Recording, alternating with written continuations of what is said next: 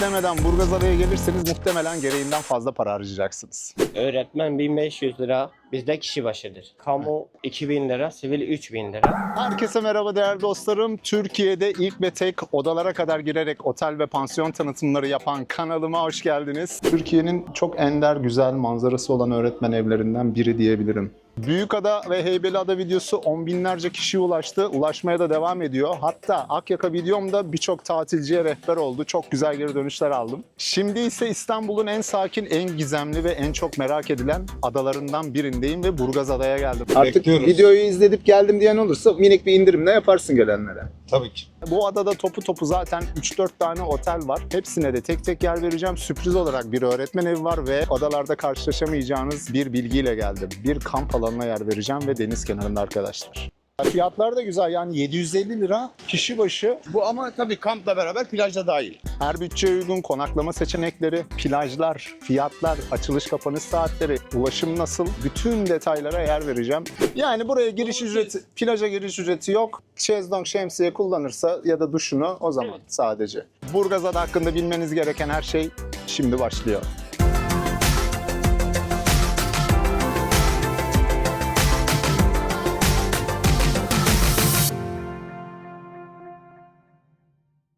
Evet, Prens Adaları'nın en büyük 3. adası Burgazada. Benim de en sevdiğim adalardan biridir. Sonra Kınalıada gelir. Ama her zaman ikisi arasında kararsız kalıyorum. Yani Burgaz'a geldiğim zaman Burgaz'ı çok seviyorum. Kınalı'ya gittiğim zaman Kınalı daha güzel diyorum.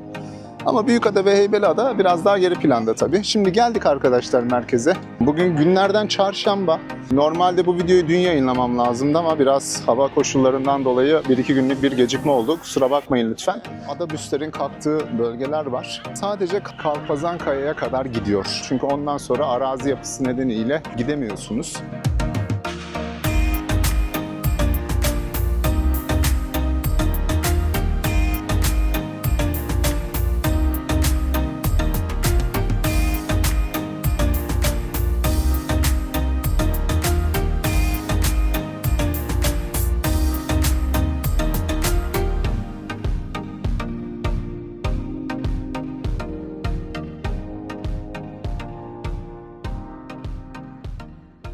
Olabildiğince geçen sene yer veremediğim yerlere de yer vermek. Şöyle bir pansiyon fiyatlarına bakalım. Burgazada'daki durum ne? Büyükada'da, Heybeliada'da odalar doluydu. Hafta sonu özellikle. Bugün biraz hafta içi gelmek istedim. Benim bildiğim Burgazada'da biraz pansiyon sayısı çok yok, az. Direkt Bostancı'ya gitmek isterseniz bunlara bakabilirsiniz.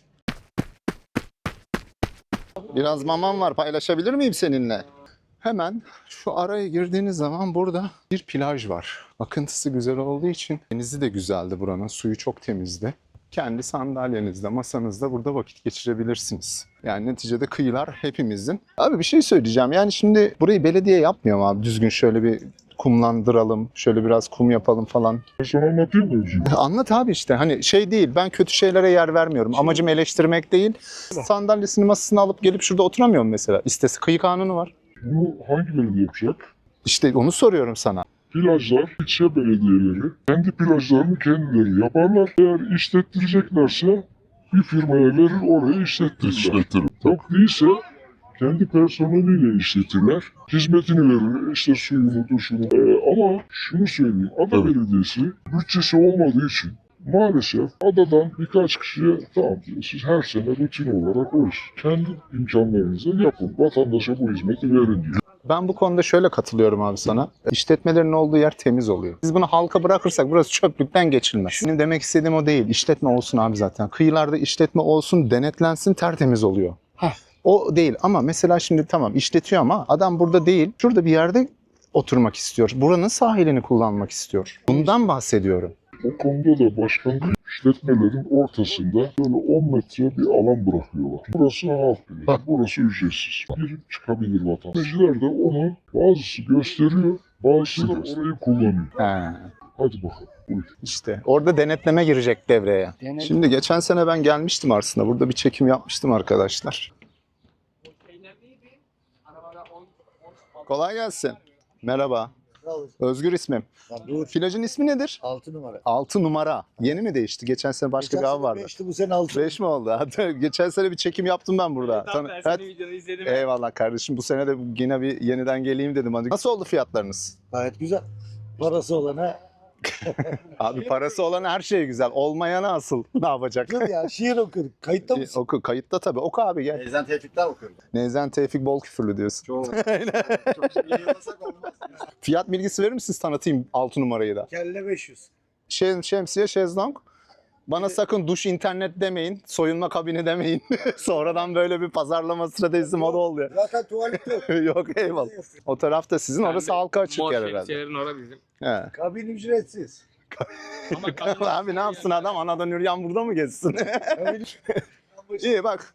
Yani müşteri harcı kullanımı 25 lira ama müşteriye tabii ücretsiz. Ama burada senin şeyin de var herhalde. Soğuk içeceğin falan. Aynen abi. Onlara veriyorsunuz. Dün Kınalı'daydım, bugün burada. Bu Kınalı'ya gitmedim. Haftaya Geçen gideceğim. seneki Geçen gibi. sene aynen. Sen de takip ediyorsun arkadaşı ha? Tabii seviyordur beni. Canım böyle İzliyor. yerleri. Merak ediyorsunuz değil mi? Merak ediyorum. İsim neydi? Semih. Özgür, ben de memnun oldum. Semih abi sağ olasın. Kolay gelsin. Sağ olun size de. Geçen senin videonu açtım abi tahtadan. Tahtadan. Okulda izledim işte bizim 6 numara orası çekmişsin ya. He. Arkadaşlara gösterdim. Eyvallah kral. Hadi işiniz rast gitsin. Görüşürüz. Masanızı gelip alıp kullanın burada arkadaşlar. Var göstereceğim yine. Güzel plajlar, oteller var. İlk otelimize doğru gidelim şimdi.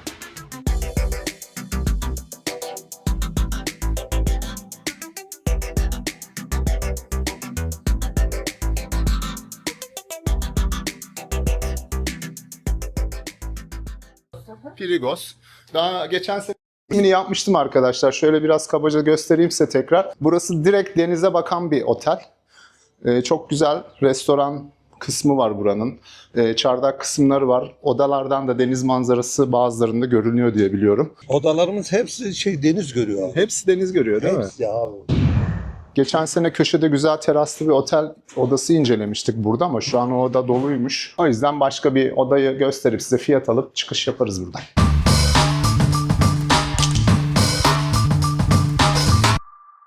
Geçen sefer şuraya evet 203'e bakmıştık.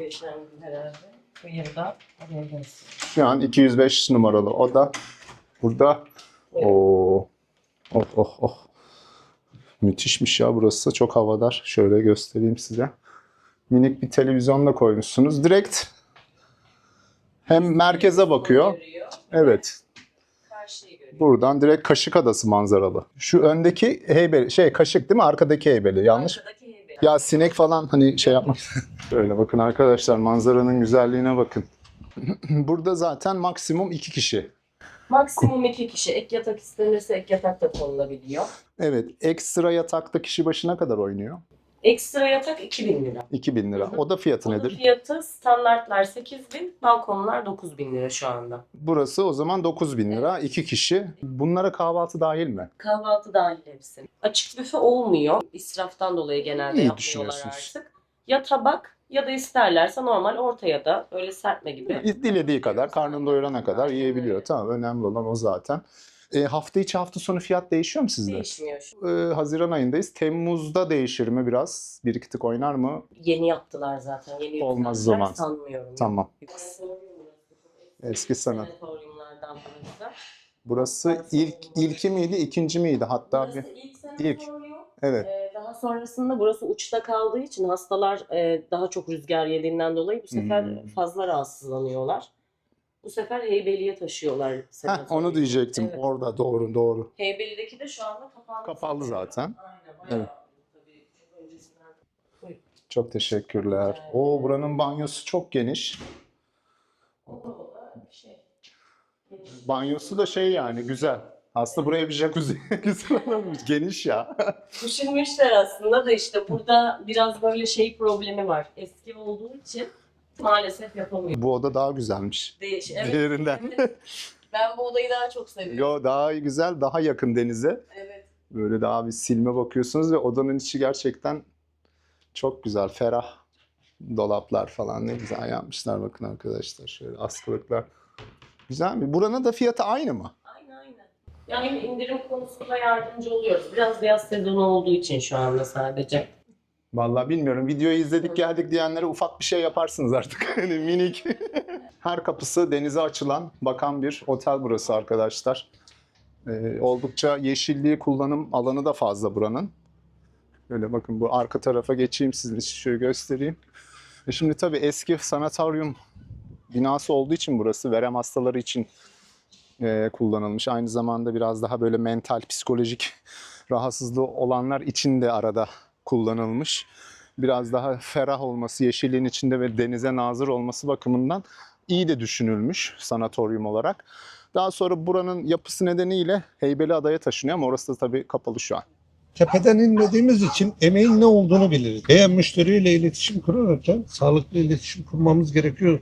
Ne kadar kıymetli olduğunu biliyoruz. Saygın ve sağlıklı iletişim en değerli şeydir. Bir patronluk pozisyonu yok. Ben müşteri oturur, gider siparişlerini alırım, siparişini veririm. 90 dakika bakarım o masaya. Otel fiyatları hakkında ne düşünüyorsun abi? Mesela ben geçen 2-3 hafta önce Büyükada'ya gittim. Geçen hafta Heybeliada'da çekim yaptım. Orada odaları falan gezdim. 4 liraya, 5 liraya odalar falan var ama buradaki gibi öyle manzarası, genişliği farklı yani. İnsanlar yine de bu paraları fazla buluyor abi. 4 lirayı, 5 lirayı günlük 2 Evet. kişi. Böyle bir şey var işte, dengesizlik var. Evet. Bundan 3 yıl önce işte bu rakamlara satıyordu. Ama bana mıdır demezdi ilk ya.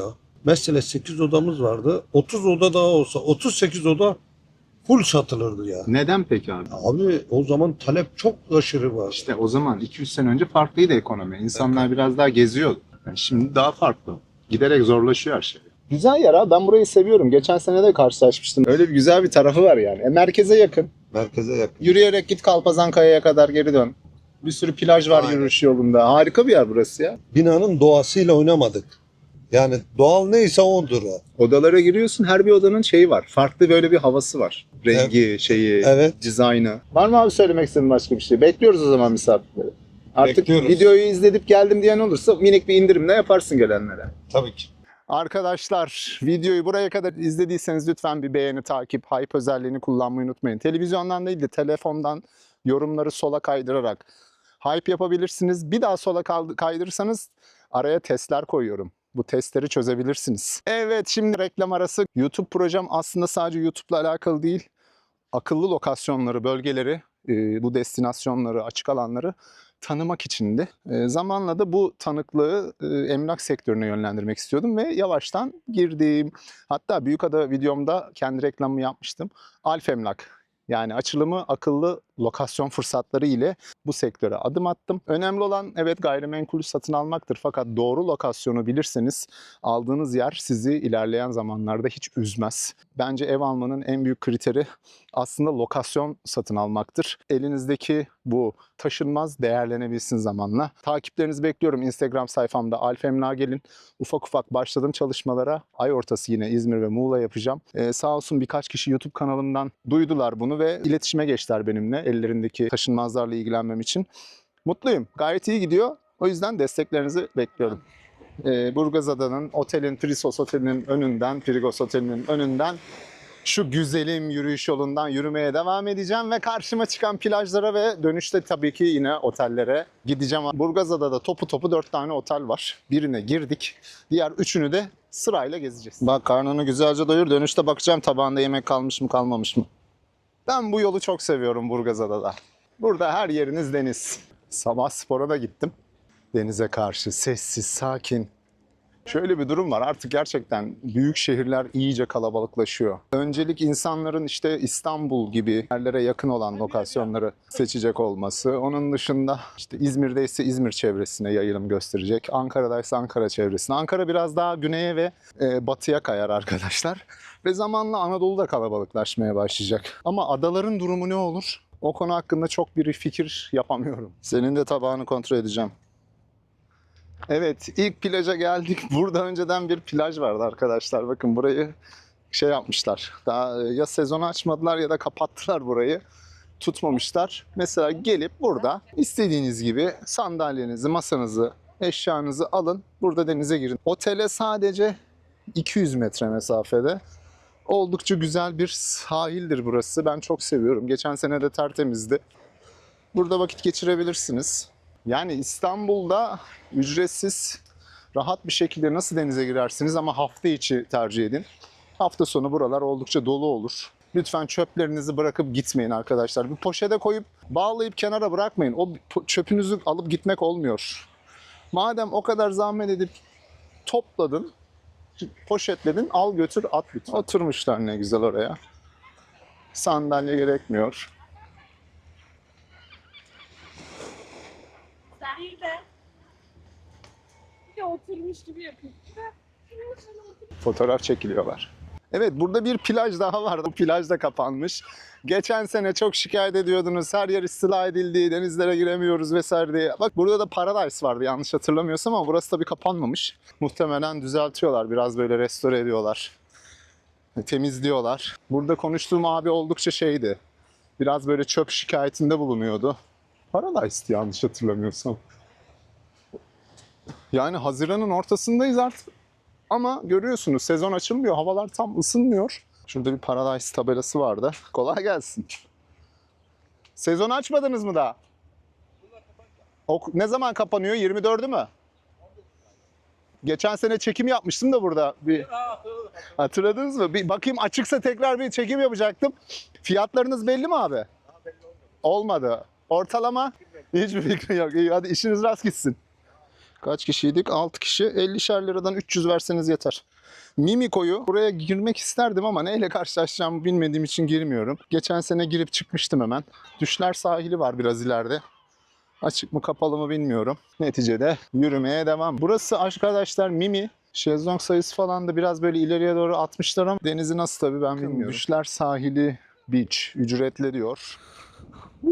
Bakalım açık mı? Çoğu yer kapalı biliyorsunuz. Şöyle bir merdivenden iniyoruz. Geçen sene de yer vermiştim buraya.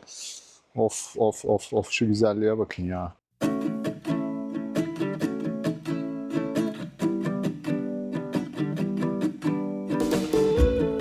Buradaki merdivenlerden indikten sonra burası sizin. Öyle herkesin gelip de indiği basamaklar değil burası. Bilen biliyor. Dikkat edin yeter. Evet, şezlonglar atılmış, sezon açılmış. Çok güzel ya burası. Seviyorum burayı. Çok izole bir plaj. Burası aynı zamanda arkadaşlar bir kamp alanı. Çadırınızla gelip burada konaklayabilirsiniz.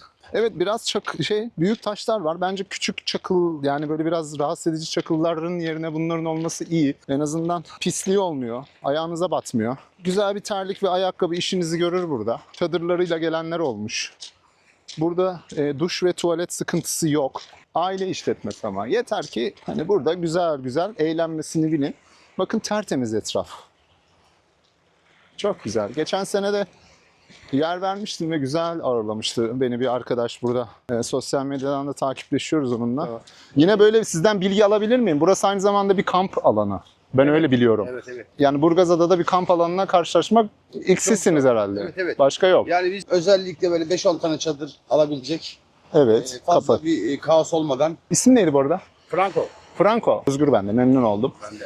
Girişler ne kadar şu an? Giriş şu anda plaja giriş 400 lira. 400. Evet. Hafta içi hafta Şezlong, sonu şemsiye, hafta içi hafta sonu hepsi aynı. fark etmiyor. Şezlong, şemsiye, tuvalet, duş, şarjı biterse elektriğimizi kullanabiliyor. Evet. Kendi yiyeceğini getirebilir. Harika. Bundan Ama siz de burada yapıyorsunuz tost Yani vesaire, tost, patates. filan, aparatif şeylerimiz var. Var. Onlara veriyoruz. Meyve suyu, Meyve kola, ayran. Aynen. İstenilen her şey elimizde imkanımız Var. olduğu kadar veriyoruz. Tamam. Kamp alanında olursa yine plajı her türlü kullanıyor. Tabii. Şezlong, şemsiye, bütün aktiviteleri kullanıyor. Onun haricinde kamp alanına veriyoruz. Bu sefer 400 lira değil 750 lira veriyor. Yani Kişi başı 750 lira veriyor kamp için. Ama her şeyden yararlanıyor yine. aslında denizde sahile beraber aslında 350 liraya gelmiş oluyor. Evet 350 liraya Süper. burada kamp yapıyor. Ayrıca de 24 saat güvenliğimiz var. Buradan sonra bırakıp gezebilir. Aşağıda yemeğini yiyebilir. Çok güzel. Arkadaşlarla gezebilir. Ufaktan bazen akşamları kendimiz böyle bir ortaya ateş yakıyoruz. Heh. Hadi hep beraber gelin bakalım. Budur bir abi muhabbet olay. yapıyoruz. Kamp olayı budur abi Kamp zaten. olayı- Seni çekebilir miyim bu arada? Sakıncası Beni var? çekebilirsiniz. Tamam süper. Kimi istemiyor abi. Yok. Franco abiyle de tanışın arkadaşlar. Abi ben buraya geçen sene de ilk defa yukarıdan yürürken Kalpazan Kaya'ya doğru giderken küçücük böyle tabelada düşler sahilini görünce bana çok böyle tertemiz de bu. Biz plaj olarak bakmıyoruz. Biz adaya gelecek insanlara en iyi hizmeti verelim. Rahat Arada- etsin. Hatta maddi olarak da bir de beklentimiz yok. Fakat çalışıyoruz burada. İhtiyaçlarımız oluyor evimizde. Ya abi şimdi şezlongunun suyunu burada Evet. tuvaletini kullanıyorsa illaki ama kıyı kanunu var. Gelip de şurada ben masamı atacağım deyip edepli takılıyorsa da çok Edepli takılırsa çok güzel. Ama onun haricinde içip sarhoş olup denize giren olmaz. ve burada boğulan oldu. ya işte Ondan dolayı da sen sorumlu olacaksın. Direkt dedik abi sen sorumlusun, ona göre dikkat et. Biz de şimdi bakıyoruz bir duruma göre. Yoksa Heh. aslında burası kıyı kanununa göre geçerli fakat ama biz Heh. onu da uyguluyoruz. Burası bir koy. Var Denize mı? kadar. Harbi mi? Denize kadar Eyvallah kapalı bir tamam. arazi. Sıkıntı yok. Ben çünkü geçen sene bunu da sordum. Abi dedi hani düzgün takılsın. Kadın erkek eşitliğine ister istemez dikkat ediyoruz dedi. Doğru dedim. Yani ona Genelde dikkat de et. bayanların tercih ettiği yer burası. Belli zaten ha. Ben geçen sene de öyle görmüştüm. Adalılar. Her şey olabilir. Sahili yaşayan bir deniz. Aynen. Yosunuyla, taşıyla, böceğiyle, kuşuyla. Geçen sene Muhammed kardeşim şey demişti abi buranın suyu diğer yerlere göre biraz daha temiz oluyor Evet. diye. Evet. Arka tarafta biraz kalıyor. Hani şu burada bir akıntı var herhalde. Hepsi Burada bir- temiz tutuyor. Genelde arada yani biraz Poyraz alıyoruz. Kuzey Evet. Poyraz aldığımız için devamlı akıntı halinde ve deniz tertemiz. Harika. Çakılın olması da iyi, oksijenli Temizler. devamlı arttırıyor. Yoksa Katılıyorum. kum olsa su artık yavaş yavaş ölü su haline geliyor. Burada suyumuz ölü değil. Üniversitenin hocalar geldi burada. Ya dediler ki inanılmaz yaşayan bir çünkü sazlığımız da var bizim. Eğer dalgıçlar geliyor, Tamam. sazlığın olan yerde balık kim sürüyor burada? İşletmecilik biraz da şey oluyor. Hani etrafınıza neyle nasıl değer verdiğinizle alakalı. Burayı kişisel kullanımdan ziyade biraz da adalılara, gençlere rahat vakit geçirebileceği bir alan sunmuş. Çok gözlü. Bence çok iletişimi de düzgün bir işletme burası. Seviyorum. İlk önceliğimi buraya vermek istedim. Şöyle biraz gidip birkaç güzel görüntü alıp konuşmalarımızın arkasına eklemek istiyorum. İstersen bana eşlik et. Tabiat da bunu bana veriyor. Evet. Şöyle mesela, böyle güzel bir istiridye buldum. Midyeyle bağlantılı böyle. Bunları ama fazla temizlememek lazım, Olmaz. doğallığını bozmamak Olmaz. lazım. Yosunuyla beraber kuruması Evet. otantiğini bozmuyor. Koku kalmıyor değil mi Yok, bunlarda? koku yok. Kuruduğu zaman gidiyor. Çünkü bomboş. İyi eğlenceler. Genelde yabancı turistler de Evet. biraz fazla geliyorlar sağ olsunlar. Şu alan ne? Orası bizim yatma alanımız. Kendi Barakamız. personel Personel yerimiz. Barakamız güzel küçük yapmışsın. böyle. Yani sahili bozmamak için ahşaptan böyle ufaktan yaptık silüeti ki. bozunca olmaz. Yani o yüzden. Paddleboard. Evet. paddleboard Akyaka'da yapıyoruz. çok yapıyorlar bunlar. Evet bazen böyle arkadaşlar geliyor 8-10 kişilik gruplar geliyor. İyi düşünmüşsün Havanın abi. güzel olduğu anda çarşaf gibi denizdeyken Çok iyi düşünmüşsün. yani Bir iki tane daha getir bundan. Şöyle güzel eğitim. getireceğim eğitim falan arkadaşlarım sağ olsun. Aynen. Bu konularda biraz spor aktivitesi yapıyoruz. Çok güzel. Bu geleneği sen başlatabilirsin burada. Yani güzel bir burada havadan. da başlattık. Aralıklarda gelenler var. Harika. Yani burayı tanıdılar buradan Ha, başlangıç ha. yapıp hatta birkaç defa adayı burada Orbay kardeşim vardı. Buradan başladık. Adayı komple tur attık. Tam 2,5 saatte keyifli ada turu yaptık. Aynen çarşaf gibi olursa yani akıntısız Ya müthiş olur. inanılmaz yani görünmeyen yerleri gördük. Görürsün. Yani nasıl olur bir gün gelirsin de seninle de Ya beraber inşallah çıkabiliriz. abi gelirim. Hanımı da alır. Bir de şey abi öyle göründüğü gibi kolay olmuyor bu iş. Kolay değil. Böyle ayağa kalkayım, Yok, oturayım, yok, gideyim. Öyle kolay değil öyle. Geçen sene benim burada yine dikkatimi çeken, hoşuma giden bir şey vardı. Abi burada şezlongları dip dibe koyup, arka arkaya koyup Yok. böyle bir şey yaratmamışsınız. Sıkışıklık. Yok ara ara boşluk bırakıyoruz ki bazen de mesela işte dediğim gibi biz oturabiliriz dediğinde müşterilerimiz bozulmayacak şekilde ara boşlukları bırakıyoruz. Rahat Almak istemeyenleri de bazen veriyoruz ama dediğimiz gibi derli toplu olduğunca Daha güzel oluyor. yoksa çöp bırakıyorlar. Yine tertemiz, çöp yok arkadaşlar. Görün. Biraz işte Biraz çöp yok. işletmelerin çünkü ben olmasını biraz bu yüzden istiyorum. Tabii gelin gönlünüze göre burada vakit geçirin ama işletmeler olmayınca gerçekten çöplük gibi oluyor abi plajlarımız ya. Ya Yani ben buna var ya gerçekten bir türlü şey yapamıyorum. İnşallah bizim insanımız, yabancılar anlıyor aslında bunu. 20 senedir ben burayı işletiyorum, bakıyorum. Doğa bana hayat verdi. Sağ olsun ben de elimden geldiği kadar onlara pisliğini, çöpünü alıp Evet. deniz burada Evet. 20 sene öncesiyle şimdiki arasında bana teşekkür ettiğinin farkındayım ben. Vallahi çok güzel. Fiyatlar da güzel. Yani 750 lira kişi başı. Bu ama tabii kampla beraber plajda dahil. Tabii yani Yoksa 750 günlük sadece 400 lira. 400 lira. Evet. Keyifli olduğunu anladığı anla itibaren bırakmıyorlar burayı. Abi güzel burası ya. Kabinler de burada arkadaşlar. Bakın ileride tuvalet var. Yani burada hani öyle çok kabindi vesaireydi. Sıkıntınız olmaz. Her yere gir. Şu Tabii yani burası gecenin birkaç tane ışığımızda özellikle O- yapıyoruz ki güzel. Bir de anladığım kadarıyla Frank abi sen çok böyle burası bilinsin, dolsun, taşsın bir kafasında değilsin. hiç değilim. Öyle olsaydı Ben- merdiveni çok güzel yapardım. Değil mi? bir şeysin hani belli bir kemik kitle olsun, kaliteli olsun, Evet. onlar gelsin gitsin. Onlar gelsin. Hatta Aa, diyorum ki bazı arkadaşlarınıza söyleyin, bazılarına söylemeyin. Kime söyleyip söylemeyeceğinizi biliyorsunuz. Yani özellikle diyorum ki yerinizi kaybetmeyin. Yoksa burası dolar taşar, siz de keyif alamazsınız. Teşekkür ederim. Ben teşekkür Çok sağ ol, ederim. vakit ayırdın. Sağ ol, sağ ol. Teşekkür. İşte gördünüz yine harika enerjisi olan harika bir insanla tanıştık Düşler Sahili plajı. Neden bu plaja yer verdim aynı zamanda? Çünkü konaklaması olduğu için. Bir otele yer verdik, bir de kamp alanına yer vermiş olayım Burgazada'da da. Kendi çadırınızla gelmek zorundasınız. Burada hazır çadırlar yok. Yine gelmeden önce arayıp bilgi alabilirsiniz buradan. Burgazada da favori plajlarımdan birisi. Gönül rahatlığıyla tercih edebilirsiniz.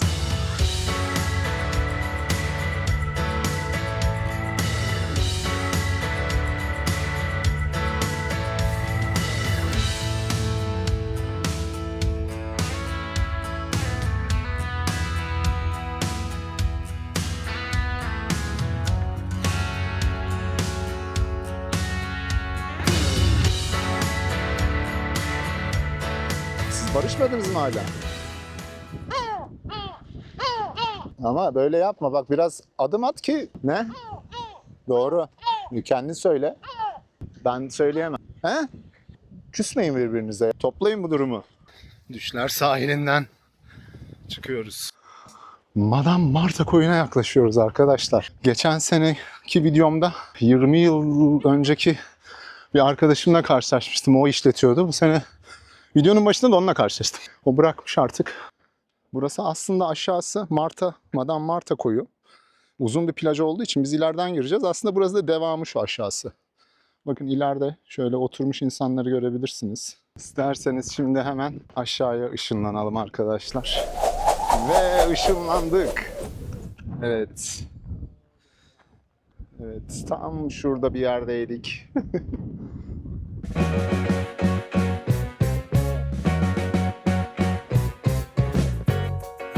Bu taraf biraz daha yeşillik tabii. Tam uçta kaldığı için rüzgarı da var ama çok güzel bir yer. Bakar mısınız?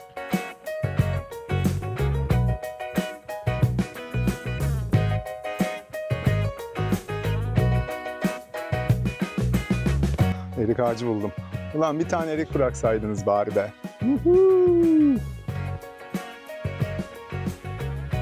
Can eriği bu. Daha ekşi. Marta Arat. Yani Madame Marta. Daha sonra ismi Madame Marta olarak evrilmiş.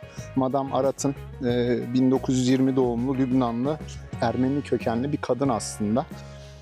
Türkiye'nin ilk balerinlerinden biri olarak tanınmış. Madame Marta o dönemler 12 ay boyunca denize çıplak vaziyette girermiş. Denizden topladığı taşlardan takılar yapıp çocuklara hediye edermiş. Marta süslü püslü giyinir, akşamüstleri iskeleye inip kocasını karşılarmış. Doğaya aşık bir insan aslında arkadaşlar. Fakat denize çıplak girmesiyle, biraz böyle hali tavrı deli dolu olmasıyla, kıyafetleriyle de dikkat çekmesiyle popülaritesi İstanbul'a kadar ulaşmış. Tabii haliyle üzerindeki baskı da artmış. İnsanların baskılarına dayanamaması sonucuyla da intihar etmiş ve ada yasa boğulmuş. Geride bıraktığı da bir not var, artık rahat edersiniz diye. Asıl adı Halikya koyu olan Marta'nın yaşadığı bu koyu daha sonra Madame Marta olarak anılmaya başlanmış.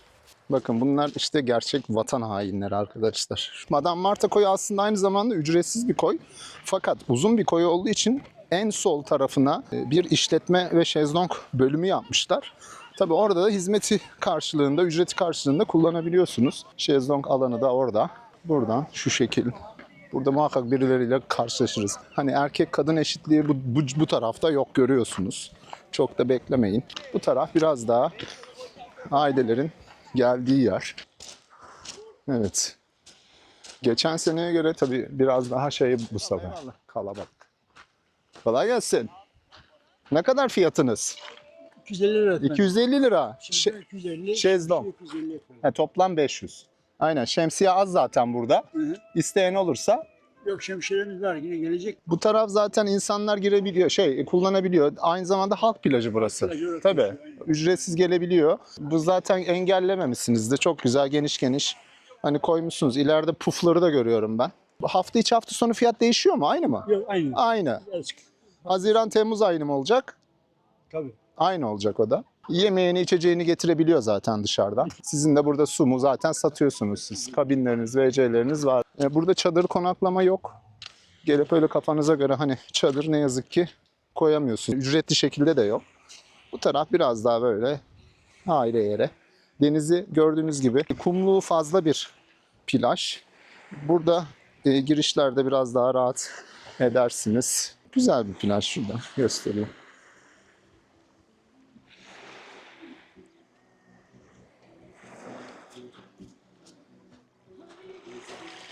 Ben senin adaları falan geziyorum. Genel geziyorum. Merhaba. Ada videonu izledim. Eyvallah, sağ olasın. Özgür ismim. İsim? Semih ben. Semih, memnun oldum. Merhaba.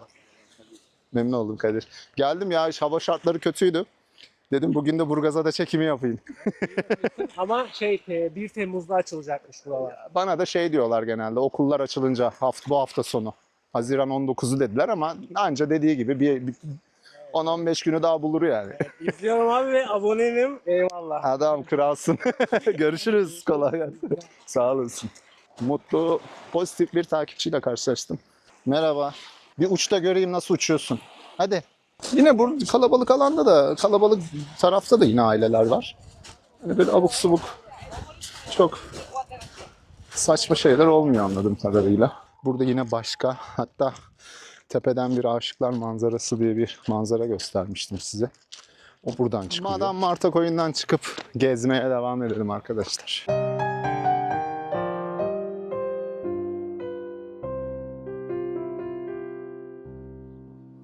Burgazada'nın şeyini seviyorum. Mesela kafa karıştıran bir ada değil. Nereye girerseniz girin muhakkak çıkıyorsunuz bir yerden ve hemen algılıyorsunuz haritayı, kafanızda canlandırıyorsunuz. O bakımdan çok kolay, rahat, yokuşları olmayan, bisikleti de rahat kullanabileceğiniz bir ada burası. Ama çok kedi var. Muhakkak yani kedi maması falan getirin yanınızda. Taşıyın 2 kilo. Birer avuç koysanız zaten yeter. Bilseydim fazla alırdım ya. Burgazada ile ilgili bir şey söyleyeyim. Yani adanın etrafında yürüyerek bir tur atamıyorsunuz. İşte Heybeliada'da, Kınalıada'da olduğu gibi. Çünkü arazi yapısı müsaade etmiyor. Yürüyorsunuz. Bir yerde artık Kalpazankaya plajında, restoranının orada son buluyor. Tekrar isterseniz yürüyerek geri dönebilirsiniz. İsterseniz adabüs saatleri var. Durakta göstereceğim zaten. Binip 5 dakika içinde geri dönebilirsiniz. Hatta orada mola verip güzel bir yemek yiyebilirsiniz. Oranın plajına da gireceğiz. Benim favori plajlarımdan yine. Muhakkak yer vermek istiyorum. Fiyatları da bir görelim. Farklı bir yapısı var. Güzel bir plaj. Devam.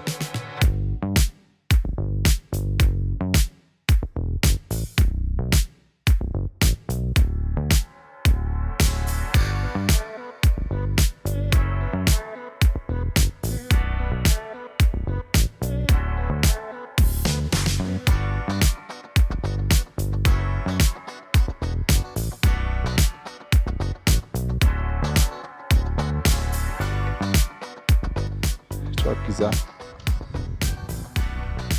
Oldukça da yüksek. Buraya geldiğinizde dikkat edin. Veya düşecek. Kaya da çatlamış zaten kenardan. Madame Marta koyu da hemen şöyle sağda.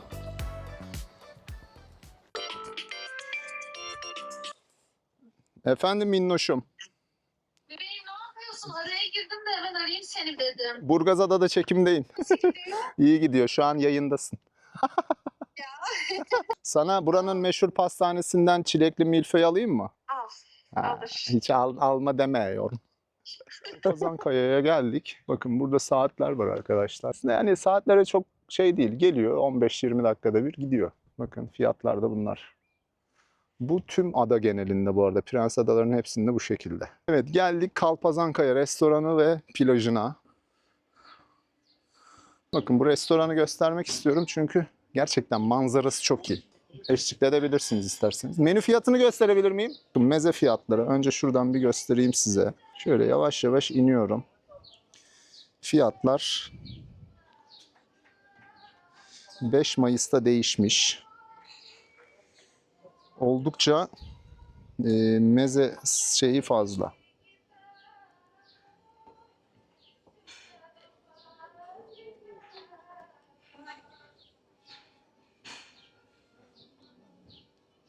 Sayısı da birbirine uzak. Çok böyle yakın yakın yapmamışlar. Görün.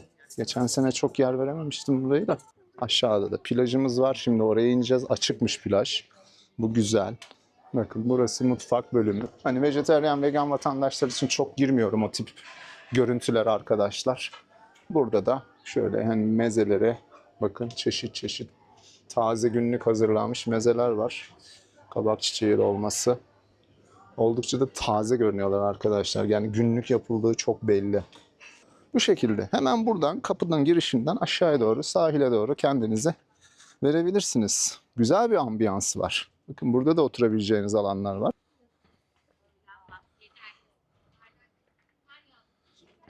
Tabii ki yoğunluğa bağlı olarak buraları da açıyorlardır. Bence burası güzel ya. Benim masamı direkt buraya kurabilirsiniz.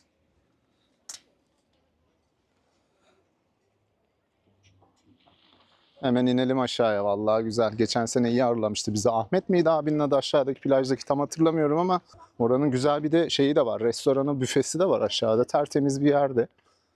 Kalpazankaya zaten Burgazada'nın bu tarafındaki son plaj arkadaşlar. Bundan ötesi zaten arazi yapısı nedeniyle artık dağlık, uçurumluk bölgeler.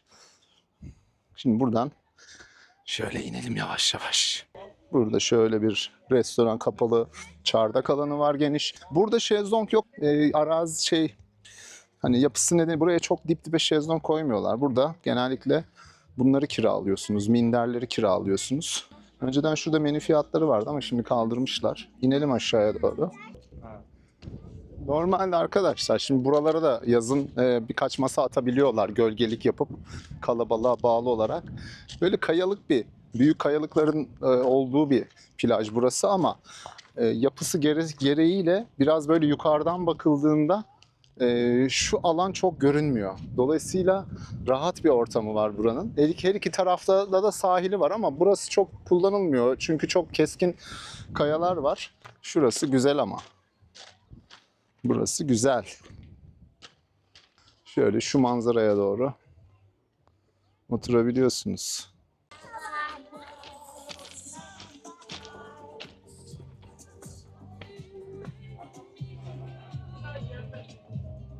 Fiyatları da şuradan göstereyim.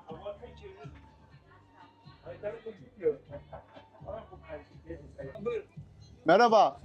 Nasılsın abi? Ben deyim. Sezonu açmadan şöyle bir geleyim sana dedim yine. Sağ olasın. He? İyiyim. Senin nasıl? Teşekkürler. Sağ olun. Nasıl oldu fiyatlar bu sene? Küçük arttı. Küçük küçük tamam. Fiyat vermen lazım. Mesela minder 200'lü 250 oldu. Şemsiye 200'lü yine oldu 250 oldu. Tamam. Burada şezlong yok zaten araziden dolayı. Araziden Daha rahat. dolayı, Evet. Zorunlu değil zaten. İsteyen de yapabilir. Havluda atıp oturup ücretsiz. Değil mi? Sandalyesini atabilir. Tuvalet ücretsiz, sadece duş alırsa onu Ona- parayı bağladık. Su parası. Olsun. Sorun oluyor yani. Fazla boş akıyor diye. Evet. Ben onu bir keserim dedik. Orada. Ne kadar duş? 25-50. 10 lira. 10 lira mı? Ya tamam abi. İşte bak Öyle tok değil gözlü. yani, Tok arasında gözlü. değil yani, şimdi Eyvallah. Ne güzel işte. Ahmet miydi isim? İbrahim. İbrahim tamam. Çünkü geçen seneden Hatırladım. ben de hatırladım. Simay'ın da az önce videoda dedim Ahmet miydi acaba falan diye. Menü fiyatlarını da çektim biraz. Böyle geçen Evet, sene yani daha şimdi detaylı vardı. Bu sene daha oturtamadık. Bir tık sorunlarımız var, onu da halledince olacak. Tamam abi. İşler nasıl? İyi diyelim iyi olsun. İyi. Plaja giriş ücreti yok. Şezlong, şemsiye kullanırsa ya da duşunu o zaman Evet. sadece. İşte Sadece gerçek kıyı tuvalet, kanunu arkadaşlar. tabii, havlu atıp oturabilir, zorunlu değil. Hiçbir şey Evet. zorunlu değil. Ya Yarım saat 40 dakika burayı kullanabilir. Yani oturabilir. oturabilir, yediğini içtiğini yani yanında getirdiğini yiyip içebilir. Ne burada. kadar güzel. Daha ne olsun? Orada bir süre var tabii. O yarım saat 40 dakika. İbrahim abi var mı böyle başka bir yenilik, bir şey? Buraya neden gelsinler, niye tercih etsinler? Buranın bir özelliği. Ya buranın özelliği kayalar ve orman. Şu ileri doğru yürüyüş yolu var. Manzarası güzel. Burada Evet. hiçbir şekilde şehir gözükmediği için Evet. yani şehirden Şehirden uzak. Adanın diğer tarafı. Bursa görünüyor. Yalova. Zaten İstanbul'a bakınca Silüet. olarak yani çok da huzurlu olmuyor insanlar. Kalabalık değil mi? Ama burada böyle mavi, deniz mavi, gökyüzü mavi Şöyle. mükemmel geliyor insanlara. İyi hissediyorlar. Bence de. İşin rast gitsin abi. Yemeği de yakmazsın umarım. Su verelim. Olur bak, o suya hayır demem. Geçen sefer de su vermişti İbrahim abi. Başka bir şey istemiyorum. Canın sağ ol abi, yeter ne abi böyle İnsanları şey. görüyorum, bilmem ne. Çok sağ ol abi. Su düşünmem bile yeter. Çok teşekkür ederim. İşin rast gitsin. İbrahim abiyle, evet Ahmet değil İbrahim abiymiş. Para vermiyorsunuz arkadaşlar. Geliyorsunuz, giriyorsunuz içeri. İster puf al kiralı, ister şemsiye. O zaman parasını ver ama kendi sandalyenle masanla da gel. Kimseyi rahatsız etmeden. Tabii ki de kadın erkek eşitliğine dikkat ediyorlar biraz. Otur. Buraya dışarıdan getirdiğin yemeğin burada ye. Yarım saat 40 dakika. İstersen çay söyle. Sonra tekrar gel burada. Güneşlen. Daha ne olacak arkadaşlar? Daha nasıl hizmet versinler ya?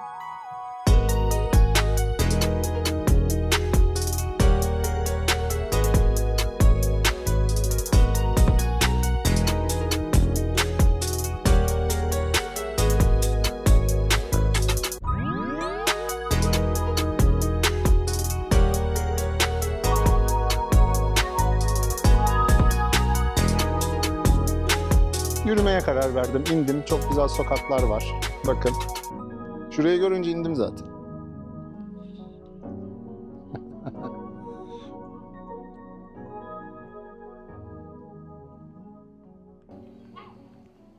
Zile basalım.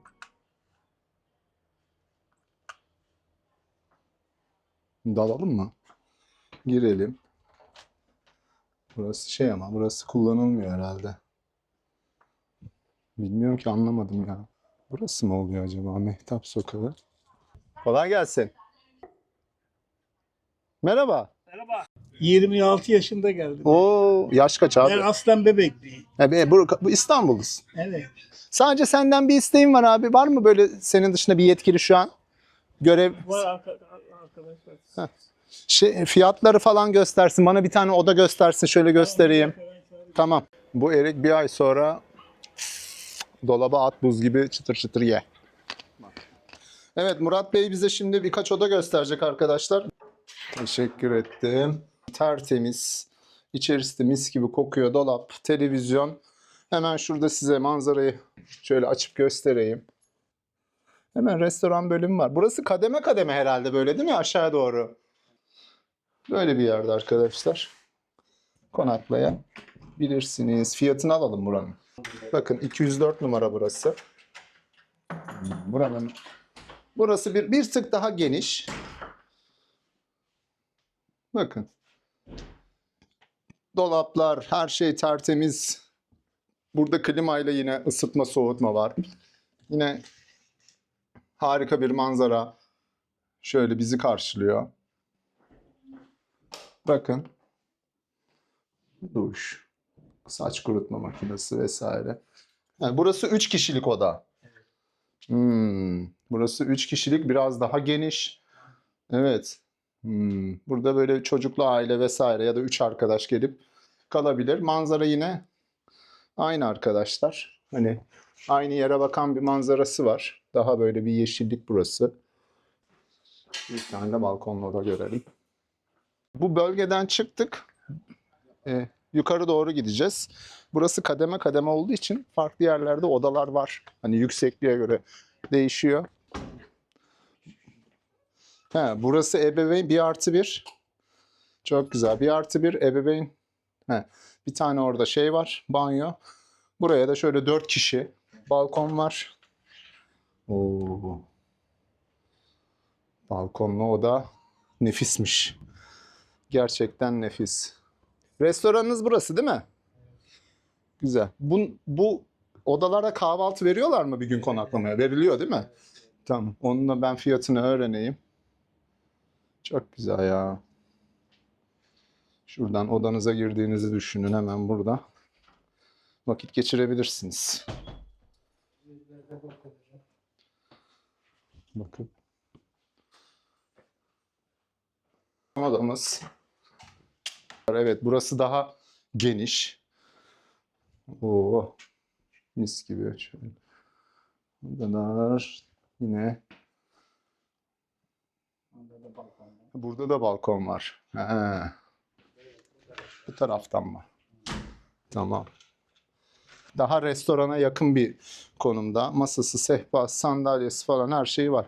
Şurada da merdivenler var işte az önce yürüdüğüm yoldu. Gösterdiğim. Restorana bakan, şöyle manzarası olan harika bir yer. Çok oda gösterdin ya, tamam. Hepsi birbirinden farklıysa olur. Evet. Evet, burası da yine şöyle 3 kişilik. Şeyler çok temiz arkadaşlar. İçerisi hani böyle ferah. Yine balkonu var. Bakın. Her yer balkon manzara burada. Her yer. Bir tık uzaklaştık. Yani az çok kafanızda canlanıyordur. Hani bütün odalara yer vermeye çalışıyorum ki kalabalık aileler de ona göre kendini ayarlasın. Çok sağ olasın. Ben abiyi bulayım, fiyatları alayım orada. Buradan sağdan çıkıyorum ben. Evet, görüyorsunuz hemen yola böyle bağlanıyorsunuz arkadaşlar. Tertemiz. Başka bir kapıya, dünyaya açılıyorsunuz. Tabii bakalım şimdi fiyatlara ne diyecek ha. Ben sizi bekliyorum. Siz konuşun. Fiyat konuşuyordum. tamam tabii ben fiyat bilgisi alacağım sizden daha. Fiyat bilgisi. Odalar ne kadar bir soralım. O zaman 8 ile 10 arası. Aşağısı 8 üstü 10. Ha öyle mi? Kişi, Kahvaltı dahil. Dahil 2 kişi. Bu 3 kişilik odalar? 3 kişilik odalar? 3 kişilik odaya artık onu bilemiyorum. Ne koyarsan koy. 12 mi koy? Yani çocuk olursa ücretsiz olur zaten. He? Çocuk- Çocuk olursa üstüne Tabii. ama büyük olursa 12 koy. Yani kişi başı ne kadar fark ediyor? 1000 lira mı ekliyorum üstüne? 2000 lira mı? 2000 lira. 2000. Tamam. Kahvaltı var bunlarda zaten. Evet, evet. Tamam abim. Bu Temmuz'da da aynı mı? Temmuz'da da aynı, Ağustos'ta da aynı. Hafta sonu da aynı. Hafta sonu da aynı, Tamam. hafta içi de aynı. Sevdim seni abim. Görüşürüz. İşin rast gitsin.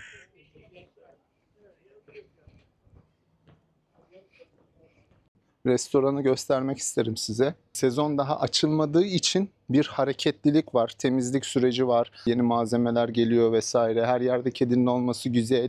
İlgili tertemiz bir otel. Tamam be gidiyoruz. Bir konuşturmadın. Bak oradan çıktın şimdi de.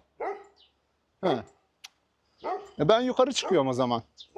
Tamam yukarı çıkacağım ben. Ondan sonra arkadaşlar işte üst kattaki odalara gelince... Ya kardeşim sen benden ne istiyorsun ya? Tamam ben gidiyorum ya. Ben gidiyorum ya lanet olsun. Üst katta manzarası olan odalar ise düz yolda aramayın. Üstten ya da alttan geliyor olsanız bile bu merdivenlerin sağ tarafında kalıyor arkadaşlar. Mehtap, 45 Mehtap Otel ve Kafe. Burgazada'da öğretmen evi var ve akşam sanat okuluymuş burası. Öğretmen 1500 lira bizde kişi başıdır. Kişi başı kamu 2000 lira, sivil 3000 lira. 3000. 2 kişilik odalarımız var, 3 kişilik odalarımız var, 4 kişilik odalarımız var. Evet 2 aile evi. kişilik odalarımız öğretmen 3000, kamu 4000, sivil 6000 lira. Yani 2 kişi 3000. Evet, Tabii. aynen. Buna kahvaltı dahil değil ama öyle bir hizmet yok. Sadece konaklama hizmeti, kahvaltı ekstra, alakart. Yediğinizi ödüyorsunuz. Evet menünüz var zaten. Aynen ona menümüz göre. var. Kahvaltı tabağı 330 lira. Evet. Serpme kahvaltımız kişi başı 550 lira. Var mı çıkıp böyle görüntü alabileceğim yerler? Alabiliyorsunuz. Sağ ol. Yukarıda alabiliyorsun. Bu üstte çıkıp görüntü Harika. alabiliyorsunuz. Çok teşekkürler. Rica ederim. Resepsiyon- Sağ olasın. Haziran, Temmuz, hafta içi, hafta sonu bu verdiğiniz konaklama fiyatları aynı mı oluyor? Aynı hocam. Yaz sezonu. Yok şu an aynıdır Anladım. sezon fiyatımız. Kaç oda var? Genelde öğretmen evleri 11 Türkiye'de hep odamız- dolu. 11 odamız var. 30 yataklıdır hocam. Peki şey mi? Yani şu an doludur muhtemelen Temmuz'a kadar. Hep, değil mi? Temmuz'un sonuna kadar her ayın birinde bir sonraki ayın rezervasyonu açılıyor. Açıyorsunuz. Online'ımız var. Online açık. Videoyu durdurup buradaki kare kodu okutup bilgi alabilirsiniz. Duyuyorsunuz arkadaşlar. Şimdi benim babam da emekli öğretmen. Ben de öğretmen çocuğuyum.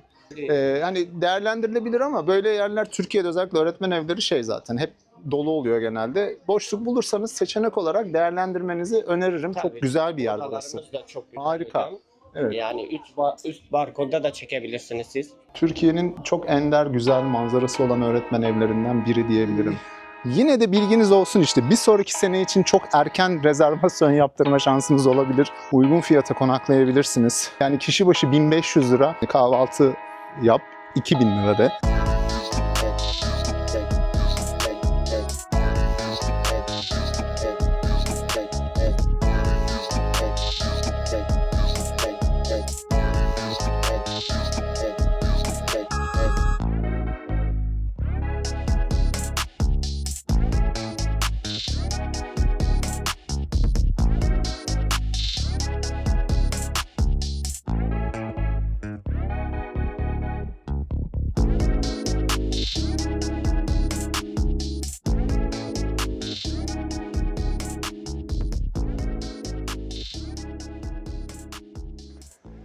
Videomu buraya kadar izleyen, izlemeyen herkese çok teşekkür ediyorum arkadaşlar. Açmanız bile yeterli. Beğenmeyi, yorum yapmayı ve takip etmeyi unutmayın. Ben çok eğlendim yine. Umarım siz de eğlenmişsinizdir. Haftaya görüşmek üzere. Hepinizi seviyorum. Hoşça kalın.